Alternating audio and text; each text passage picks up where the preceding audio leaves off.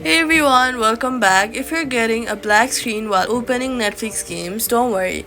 This is a common issue and can be fixed quickly.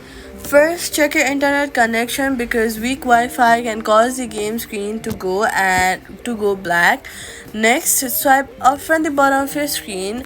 Look for the app, swipe the app close, wait for a few hours and then reopen the app. This clears temporary glitches.